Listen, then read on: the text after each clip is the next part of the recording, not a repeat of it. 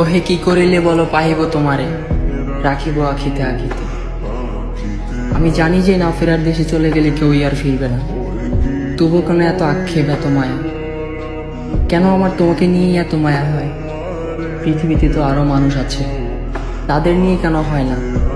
চলে গেলে তো একেবারেই চলে গেলাম, তাই চলে যাওয়ার আগে আগে তোমাকে নিয়ে আরেকবার চেষ্টা করতে চাই। হয়তো কোনো না কোনো কারণে বিধাতা আবারও আমাদের এক করে দিতে পারে। হুমায়ুন ফরিদি স্যার কোনো না কোনো এক জায়গায় বলেছিলেন, আমি 60 বছর বয়সেও এখনো একটা মেয়েকে অসম্ভব ভালোবাসি। তবে আমি কেন বলতে পারবো না? আমার তো চেষ্টা কম নয়। হ্যাঁ, আমাদের পুনর্জন্ম হবে না, এই একটাই জন্ম। চেষ্টা করলে ক্ষতি কি?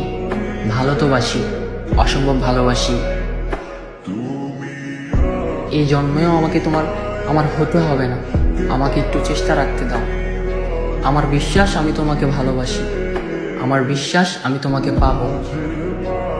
হুমায়ুন ফরিদি স্যার 60 বছর বয়সে যেভাবে বলেছিলেন আমি তোমাকে অসম্ভব ভালোবাসি, ডায়েরির 101 পৃষ্ঠায় যেভাবে লেখা ছিল আমি তোমাকে ঠিক সেভাবেই ভালোবাসি।